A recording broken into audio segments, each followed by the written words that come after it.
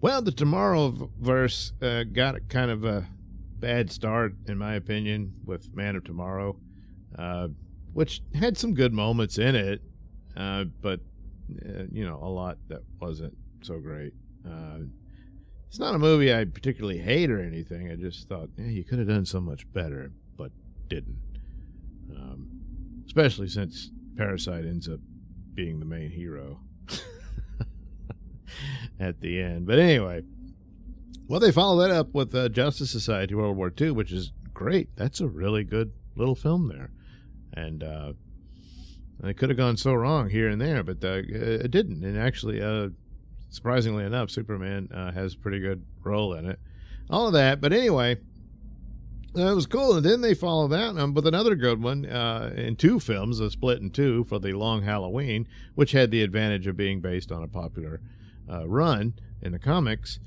And so I was like, all right, well, what do we have next? Well, they decided to visit Green Lantern and did this Green Lantern Beware My Power, centering on John Stewart.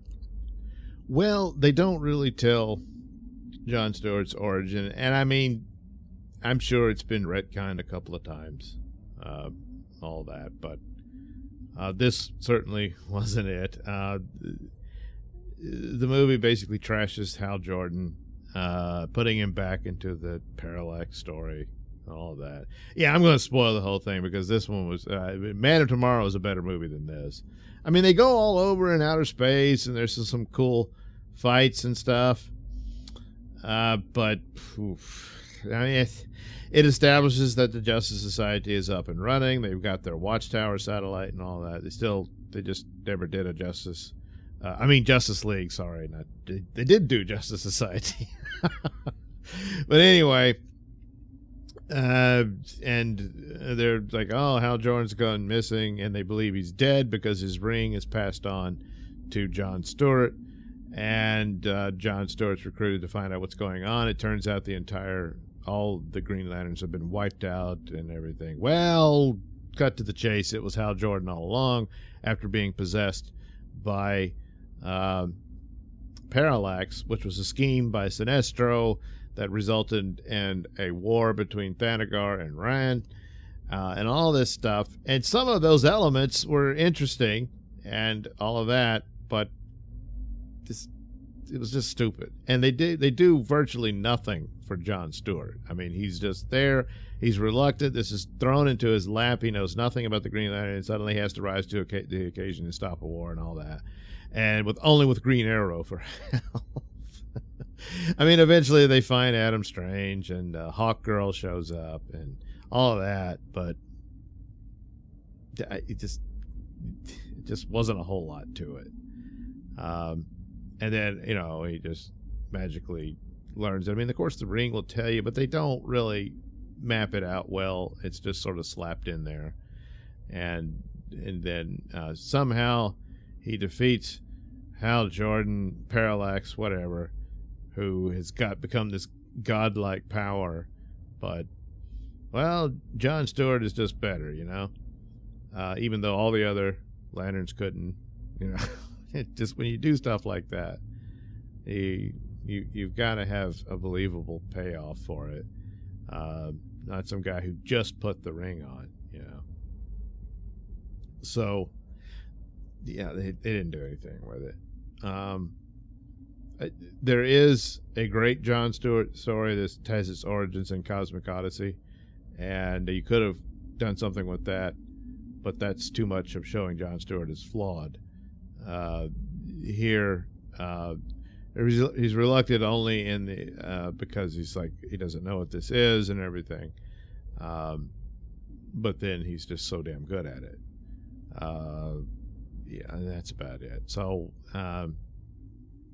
they didn't have the guts to give him a story. They don't give him one. He's just there.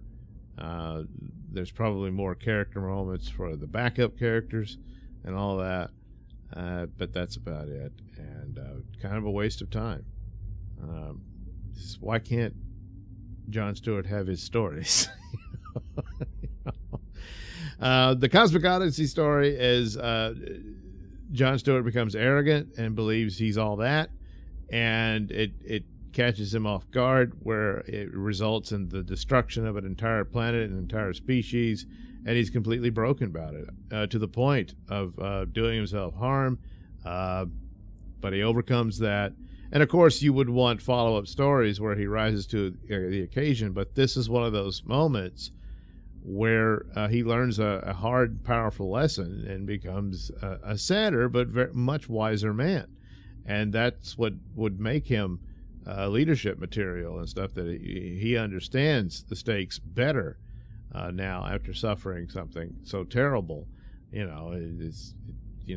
screwed up. He didn't do anything evil, per se. He thought he had it, and he wouldn't listen to reason. And Martian Manhunter was teamed with him, and he says, "Hey, man, I'm Green Lantern. I got a power ring. What are you? You can turn invisible and fly around. Big deal. You stay put, and I'll go deal with this."